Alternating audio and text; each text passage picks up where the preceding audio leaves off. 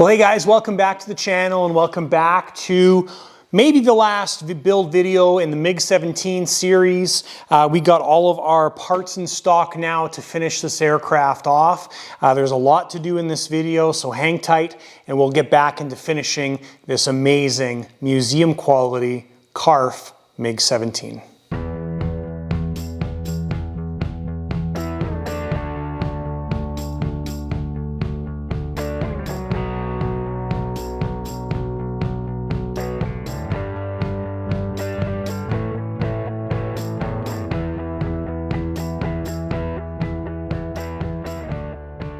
I'll show you guys what we've got going on here, and we've got afterburner lights. Now there's two different size rings in here. So there is a, you can see there, I'll just say inside measurement, 124, 141.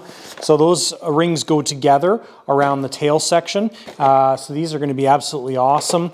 The controller for the afterburner lights right here, and this is going to get mounted kind of in that fuselage split where the rear splits from the front. And then we've got the whole MiG-17 lighting kit as well too. And in this kit is the dropout spotlight. So we've got our two wingtip lights. So we've got our controller here. And this is just the 4-channel controller. So there's not enough channels in here to warrant having to use the 8-channel controller.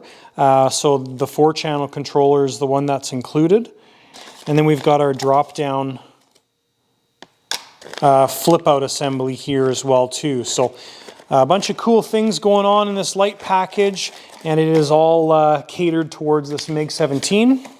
Alright guys, so lighting system installation. We're going to start off with the tail section. Now, if you watch the build videos, I put a 8-pin MPX connector in there, and it is just on the edge of the scale cone. So the one thing I didn't do was make a layout for that MPX connector. I thought I would remember, but we had a big gap in the build. So this is definitely probably the earliest tip time in a video, and this tip time has been brought to you by Trusty Bent Screwdriver. If you don't know about Trusty, where have you been? This is the best tool, the most useful tool in my toolbox. All right, so one of the handy things I bring with me, this is my toolbox. This is what I bring to the field. This is what I store all of my airplane-related tools in. Now, I could put them in a box like that where I've got all my normal tools, but I like this because I take this and put it in my trailer. Everything is in here. I know where it is. It looks disorganized, but I've got certain tools here, certain tools there, adhesives there, and so on and so forth. So one of the things I have is, it's usually in this spot right there, is my voltmeter. Here's the voltmeter. So this is the one I carry with me. I've got a big one here in the shop too, which is actually the one that I used. But these are handy little tools. I've had this thing for almost 20 years, I think, and it's a great little tool to have. And here's my big one that I have for home shop type use. So this is the one I actually used for what I'm going to show you. But this one is easier to show you. So basically all these voltmeters have continuity. So what continuity is if you connect these two leads, you will hear a sound. Like that.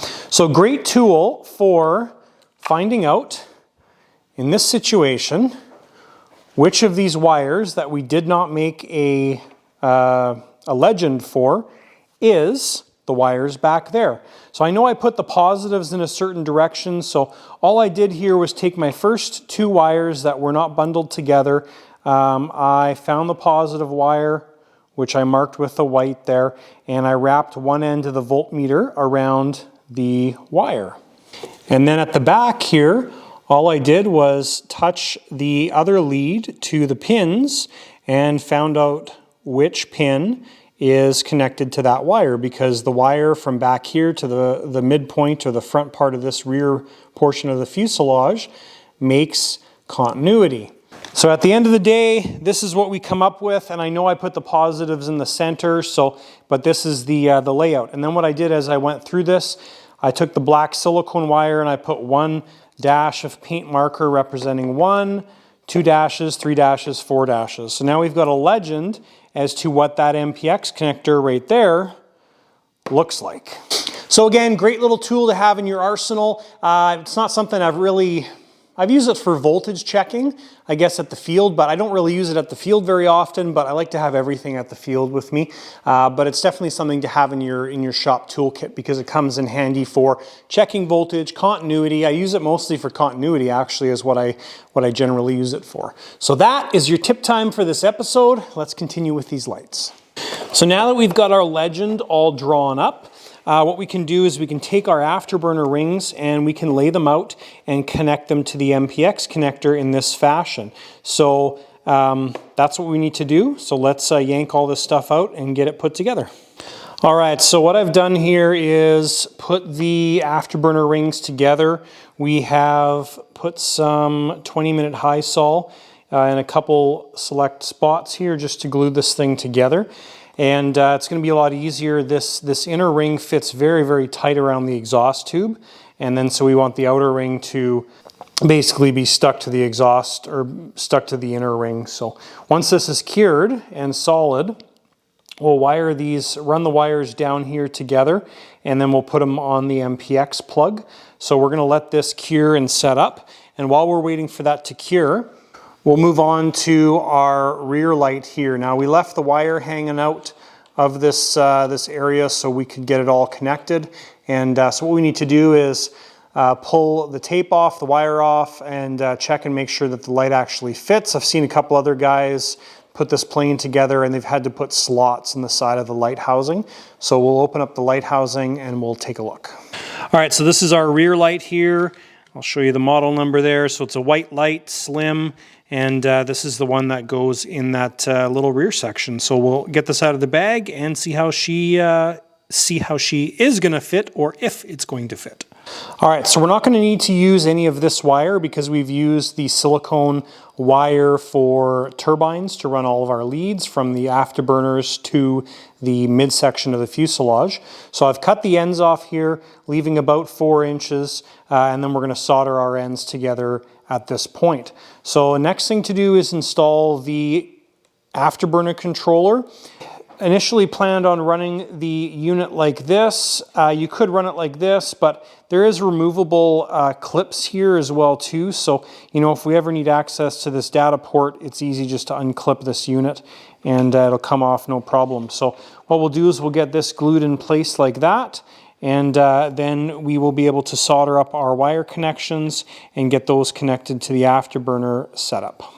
Okay, so what we're going to do is, it's the next day. We've got our light system here is all nice and solid and cured, so our high sol's holding these pieces together beautifully now. So what we need to do is we need to run these wires down to the bottom, or to one point, I guess, like that.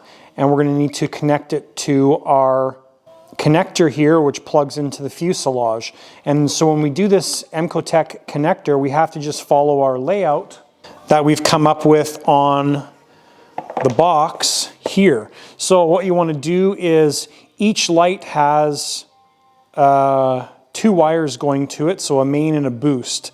Okay, so we're going to have these 2 wires, as an example, are going to be our main lights, so they're going to plug into 1 and 3, and then our boost lights this side are going to plug into 2 and 4. Okay, so that is what we're doing with the lighting setup.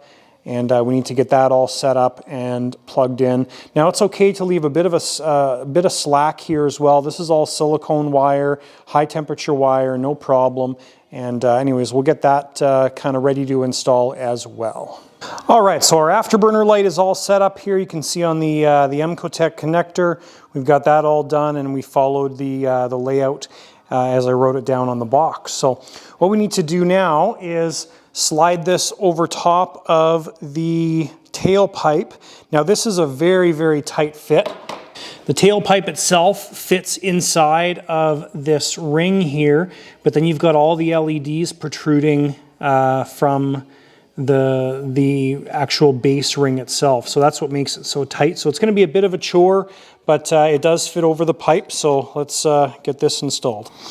All right, guys, so we got the afterburner all set up. It's pretty cool setup. So anyways, I'm just got it temporarily plugged into my Jetty receiver here, and we're just so that's about half throttle right there, and there's full. That's so crazy. Really, really cool effect. Really cool. All right, so next thing we're working on here is a little pin light on the back of the vertical. So I do need to open this up more with my Dremel, so I'm just going to have to be very careful with the wire. And what I'll probably do is bury some of that wire in there like that. So if I do nick it, I can still pull a whole bunch out. Yeah, so I just got to open this up to actually make some more room in there. All right, guys, so we are moving on to the wingtip lights here. So initially I put a slot in the wingtip. That slot is not going to be big enough, and I knew that, but I didn't want to go too crazy until we had these lights on hand. So we will have to open this slot up a little bit longer than we already have it. And we've got the lens cover here to kind of be our guide as far as how much we need to open it. So I don't think I'm going to go too much that direction. I'm going to go mostly on the tailing end. I'm just going to use my Dremel and we'll get that set up.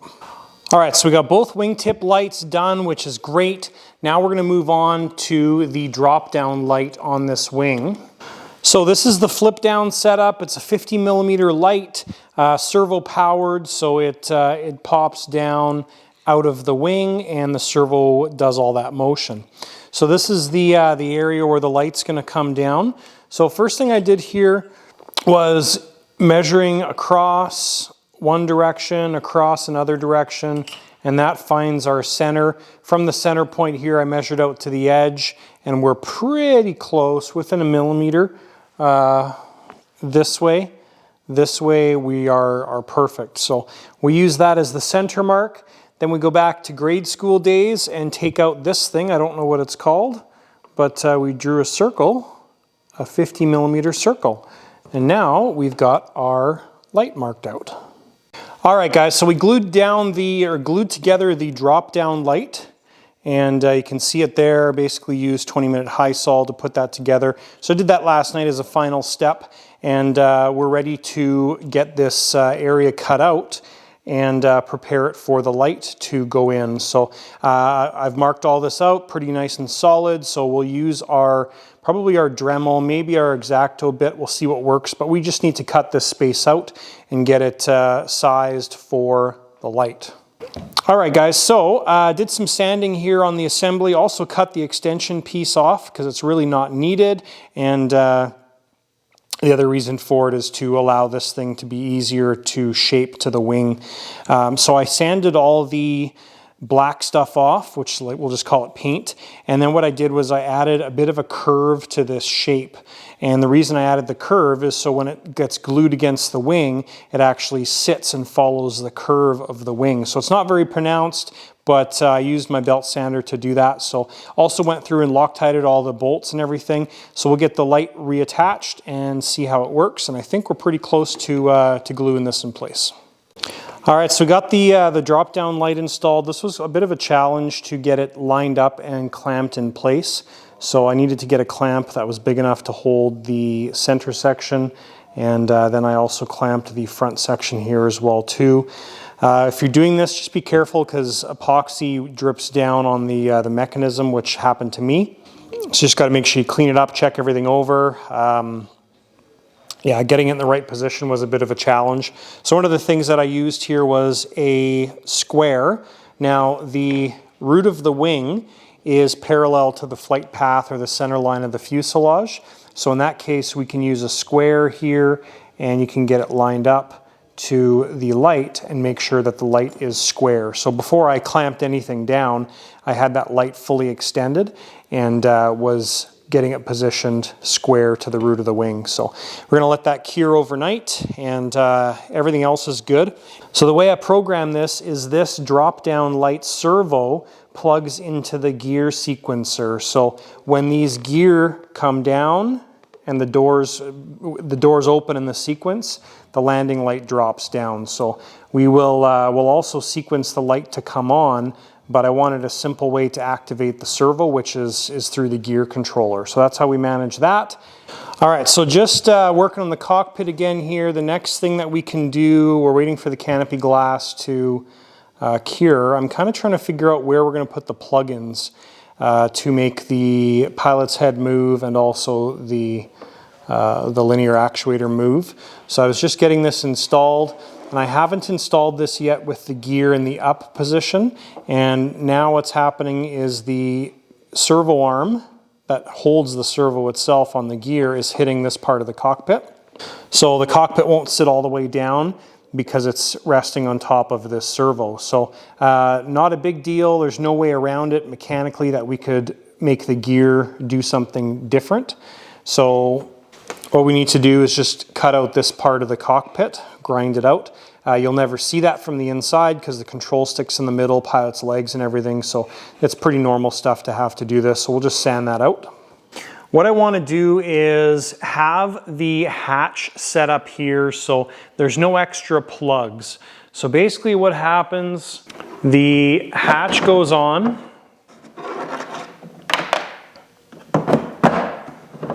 Like that. And the plugs clip together.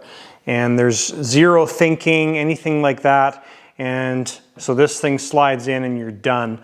That, of course, is going to control the linear actuator, and the other plug is for the pilot's moving head. So that's what that stuff is for. Nice and simple. The struggle is getting it all to line up. So what I've done here is this first plug, we've got MPX connectors in there. I've just got the housing pieces installed, so I don't want to pull those apart, but they're just a standard 6-pin MPX. We've put our servo leads on there, so that part's done, and high-soled these pieces, or this whole assembly, together on here. So the next step in this is we're going to put the hatch back on, put 2 drops of CA on here, and install this and bump it up against the canopy, and this is going to be stuck to the canopy. Then when we pull the canopy off, we can undo this, screw it into here, and then we have a really good idea of where the other triangle is going to have to go, so everything lines up, right? We want this to line up perfectly so it just all fits together, no problem. All right, guys, so we've got our plug all completed, and I glued this last night with High-Sol, and it looks like everything worked out perfect. So I haven't pulled this apart yet, but I'm hoping that with very little force, it will separate. There we go. Super cool. That's awesome. That's great. So that saves a huge hassle dealing with plugs and stuff like that and cables, so that's wonderful. All right, guys, so we've added the other plug-in for the other wing. And on the wing itself, we've got our plugins here now. They're all different types of plugins, so really there's no way to mess them up. And the other thing is they all sit out of the way of the mechanism for the light. So when these are actually plugged in, they kind of sink into the hole there, and they're all covered with snake skin and all that kind of stuff. So this portion's done as well. And basically spent a bit of time and got everything organized. So there's still a little bit of stuff to do here. We've got to run our satellites. We've got to find a location for the batteries.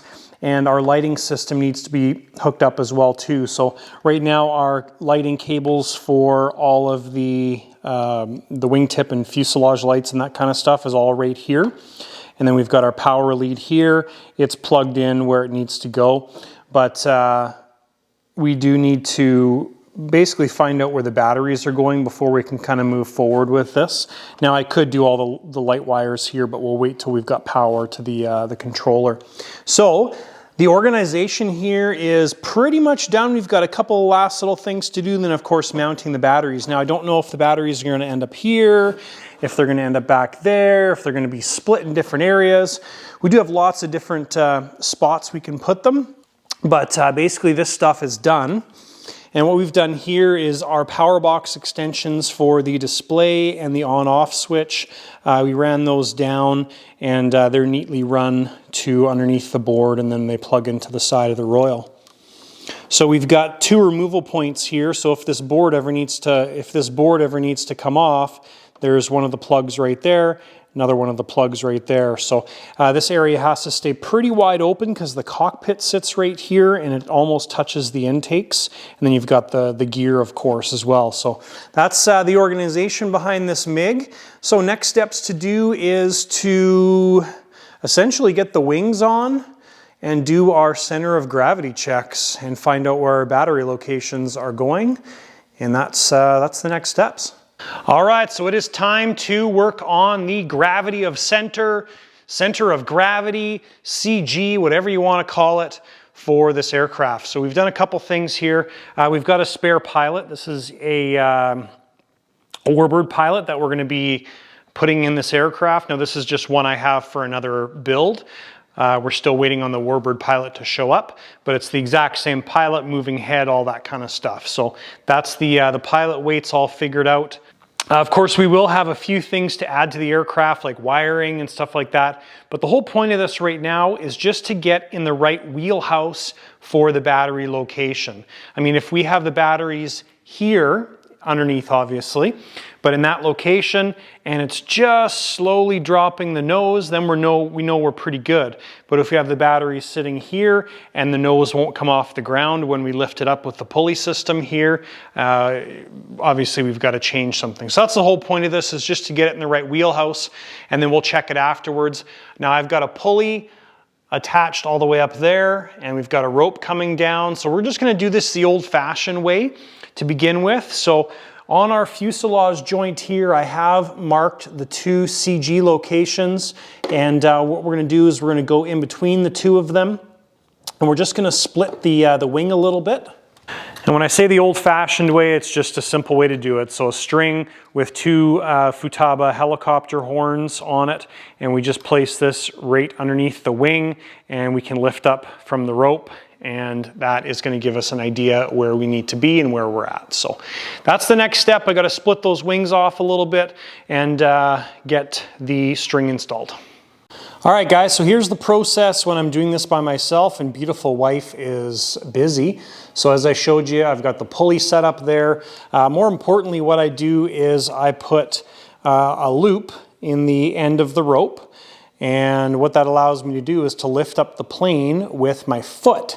And it's a bit of a balancing act because you've got all the weight in the front here. So I like to be able to do this on the fly. And the way I've got this organized is I've got 2 Gens Ace 5000 milliamp batteries right behind the nose gear. Those are ones I've already purchased for the aircraft. And then I've got a 3300 milliamp 3-cell for the turbine and gear, and then we've got a 2200 2-cell LiPo sitting in there, and that's for the lighting system. So that's the organization of the batteries right now.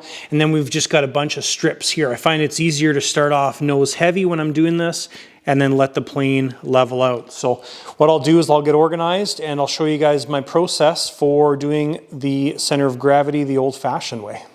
All right, guys, so what I'm going to do is I'm going to turn the plane on, and we're going to close that cockpit because it does go back a little bit when it is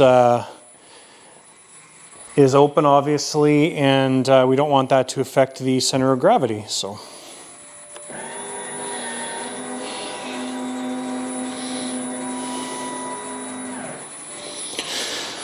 Okay, so that is closed. We're just going to put the top hatch on there just like that, lightly, so we can take it off easy.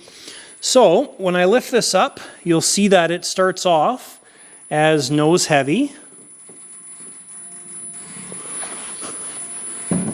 Okay, so we're nice and nose heavy. So what we'll do is we'll take these strips out one at a time.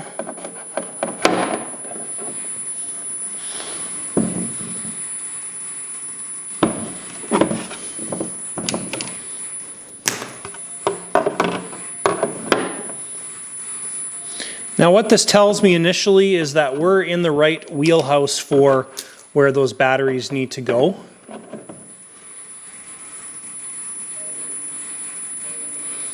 And I did move the ropes almost back to the rear part of the CAG. So we've got it measured out at 28 and 29. There we go. So you can see there, she's balanced, level, nose wheels not contacting the ground. If we go back, drops just slowly. But if we hold it there, nose wheel stays off the ground, which is awesome. So what that means is I've taken almost every single strip of weight out. If I take the top hatch off, now it's tail heavy. So we're good. I'm just going to pull this last strip out and see what happens. So we're probably good, perfectly balanced without any weight. But what we'll probably end up doing is putting 1 or 2 strips in the nose here, and that'll allow us some movement as this plane flies. But that is really close and really awesome to being balanced with no additional weight. That's perfect, and the batteries are in a nice, convenient location. All right, guys, so after doing the CG check, I'm just doing the final buttoning up of everything in here. So yesterday what I did was made 3 battery plates. Now this plate here is going to hold our 2 big batteries, our 5,000 milliamps for the Powerbox Royal.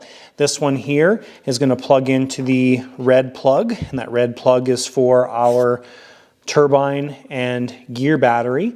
And then this battery here is just for our light system, which is a small 2-cell LiPo, and that's going to plug into the gray connector. So very, very straightforward setup here. And so I'm just getting that stuff organized. These fasteners, or the plates, are all nicely secured now. We glued those in with High-Sol yesterday.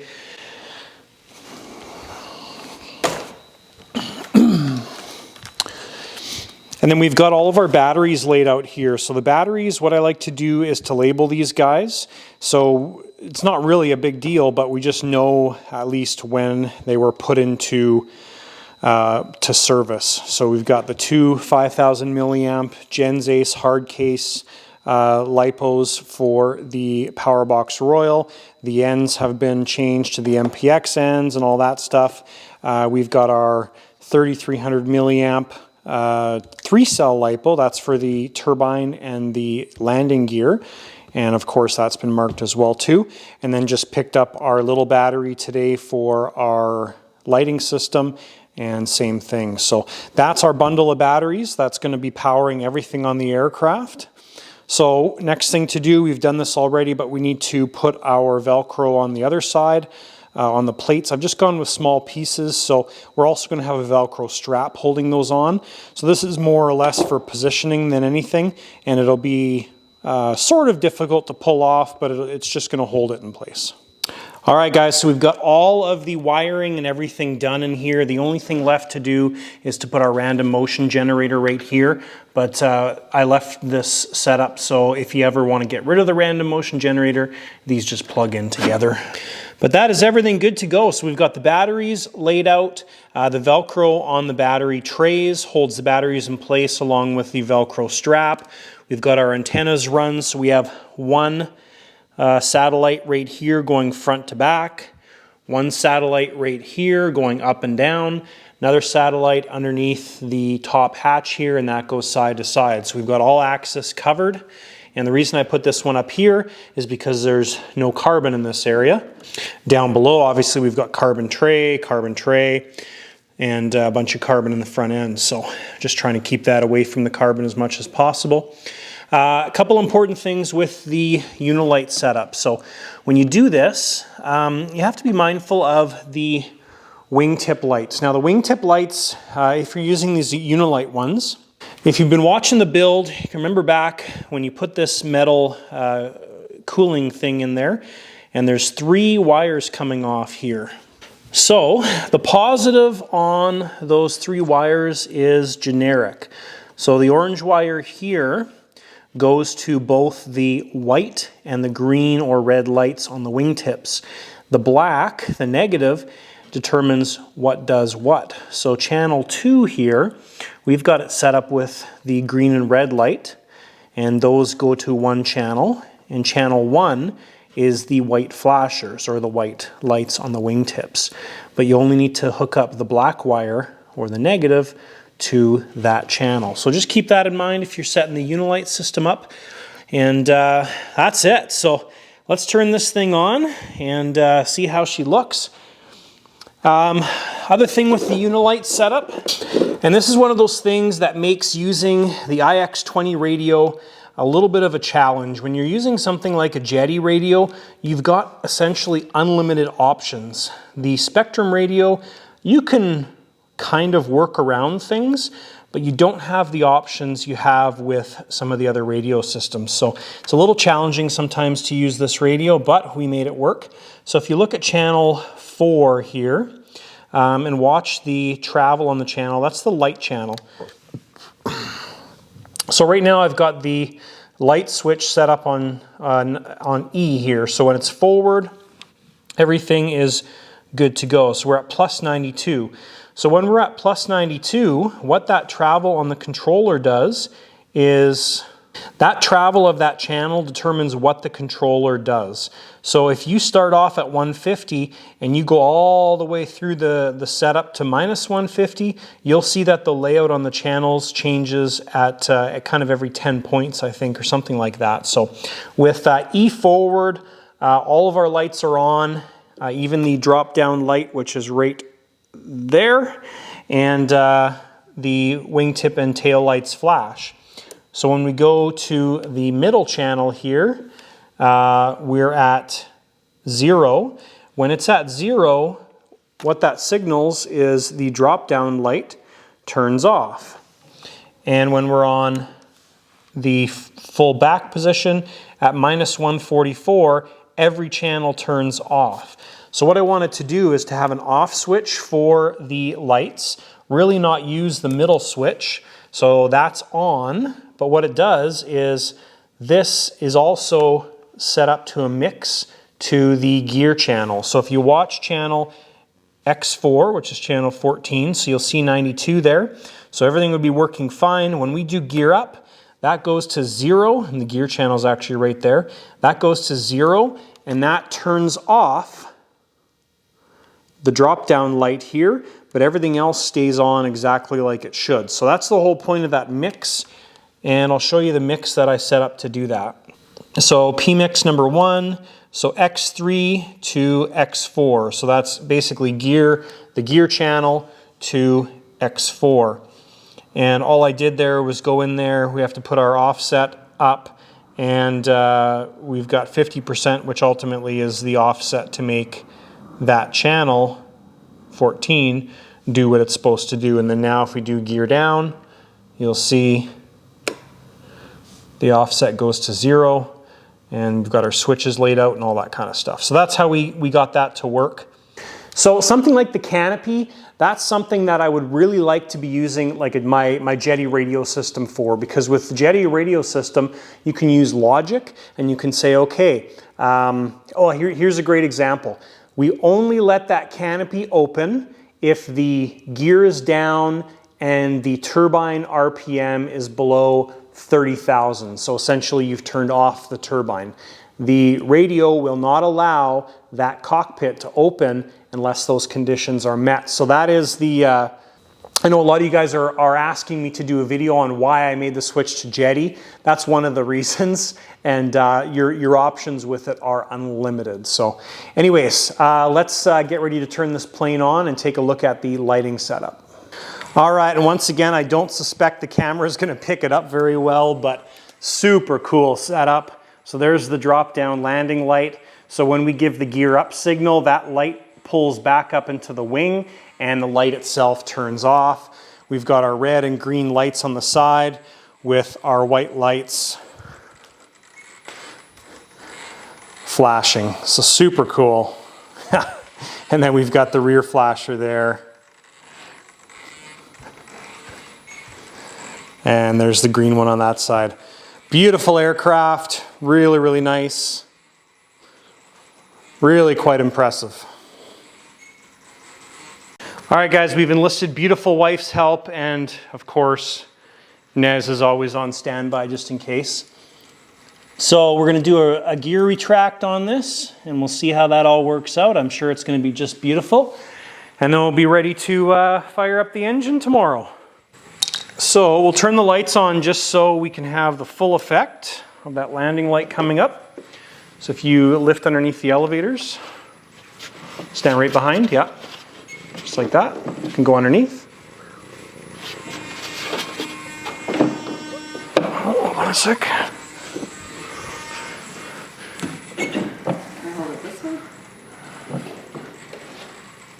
Ready? Okay, gear up.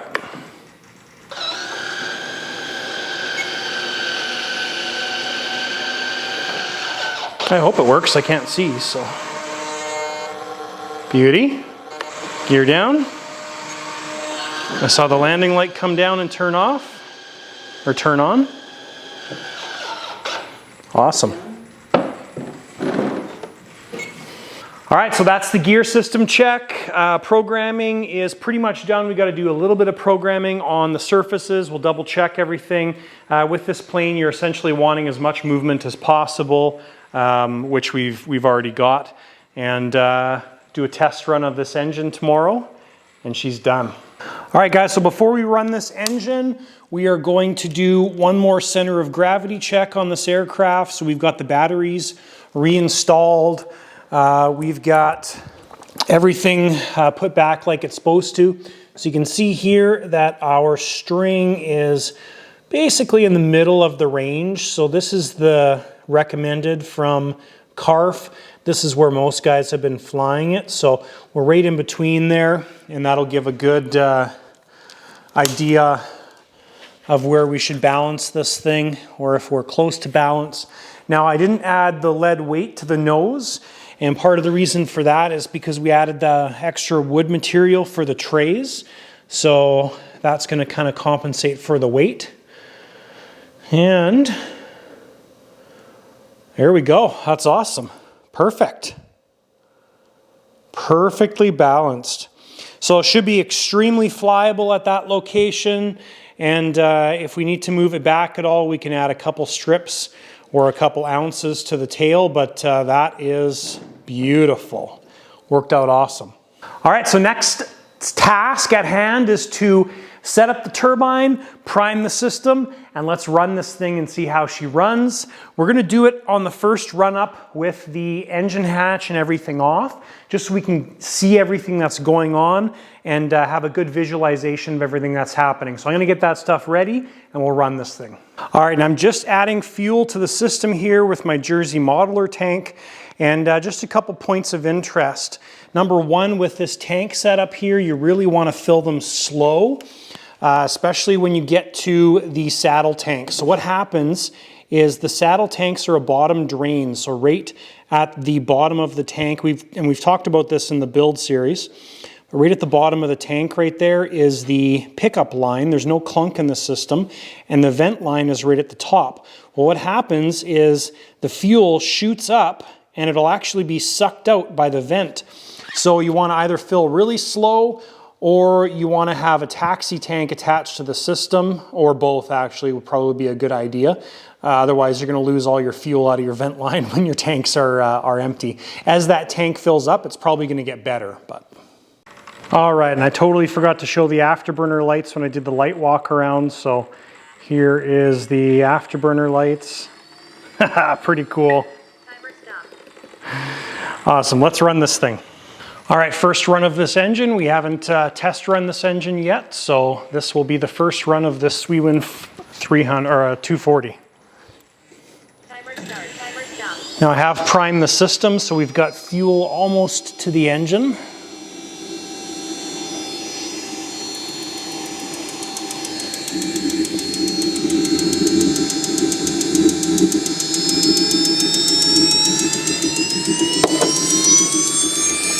Fuel's not quite there yet, just getting there now. There we go.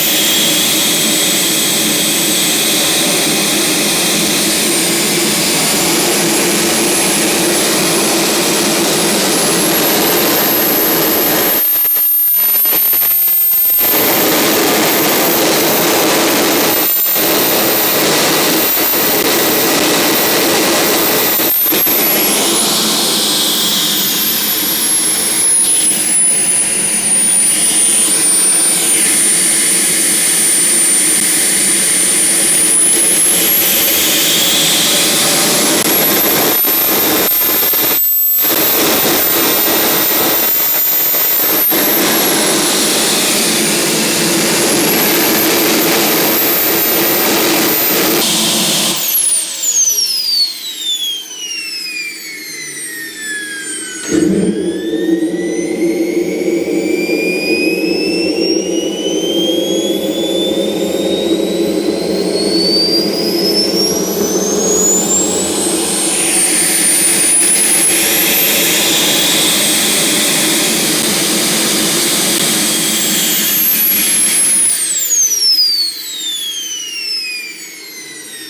right, so she runs good.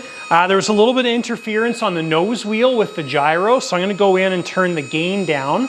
We're gonna run this thing again, but this next run we're gonna do it with the canopy and everything on, and that's mainly just to check and make sure that everything functions and we've got good airflow. I mean, that's really not an issue on this aircraft with that massive intake, but just one of those next steps that's a good idea.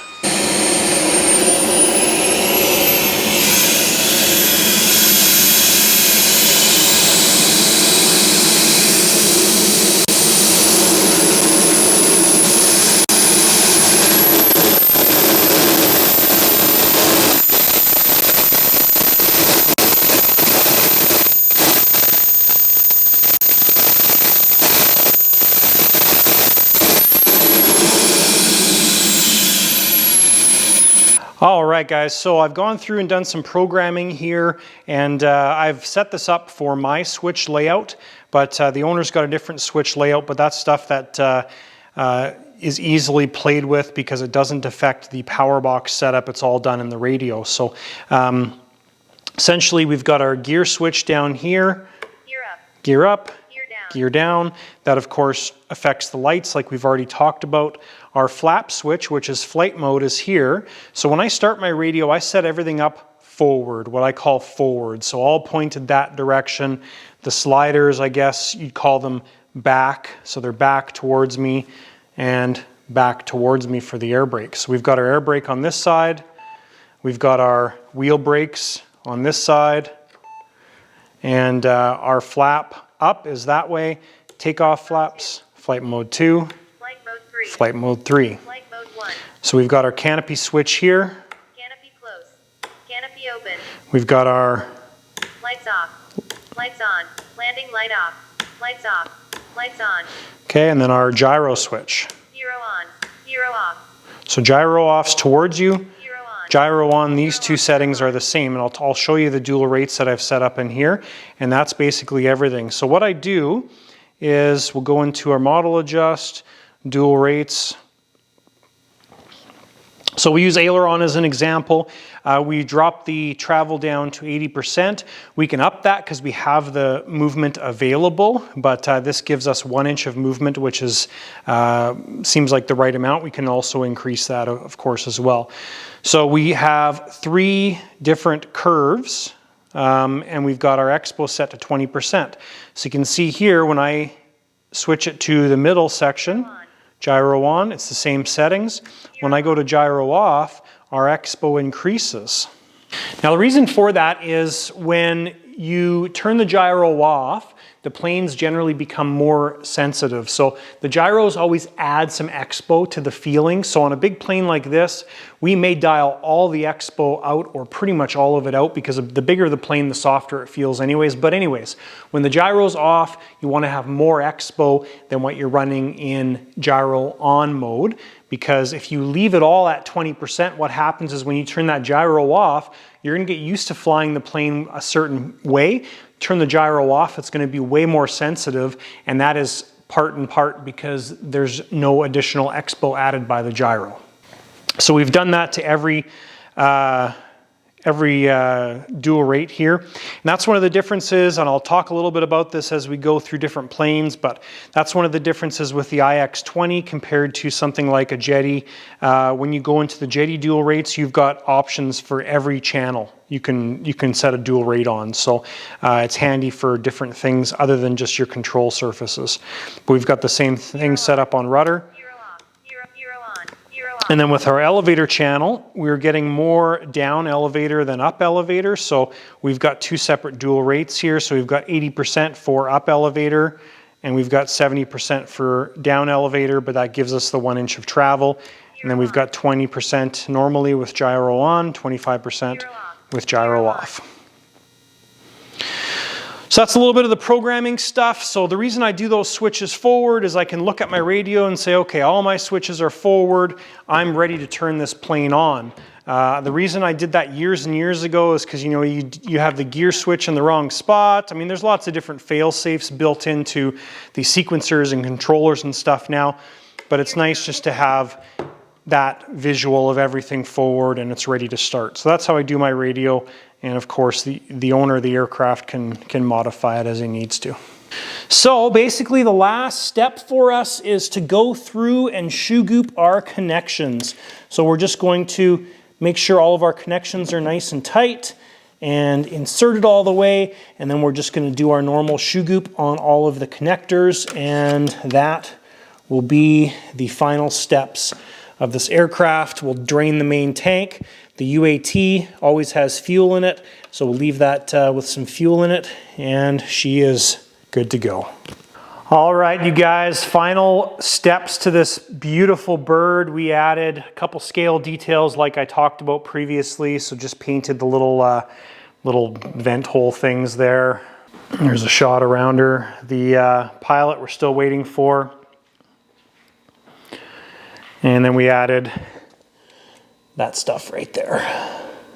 Super cool. So this plane is ready to maiden. She's ready to go. All right, guys, and that is everything for this build of this CARF beautiful MiG-17. Eric, congratulations. Eric's the owner of this aircraft. Really happy to have been able to put this together. CARF, you guys did a great job on this aircraft. It is absolutely outstanding. If you're buying one of these and you're a customer, you're getting a top-notch kit. This thing is beautiful. I would love to own one of these one day. Obviously, you saw the cockpit video if you've watched the build series. It's definitely a bit of a challenge, but this thing is beautiful. So thanks guys for watching the build series of the CARF MiG-17. Thanks for following along. If you have any questions or comments, list them down below. Next thing we'll be doing to this aircraft is crating it up. Fortunately, it packs up really, really nice and fairly small. And we'll be crating this up and shipping it off to Eric. And he's gonna love this thing. So thanks guys for supporting the channel. Thanks for watching, and we'll see ya in the next video.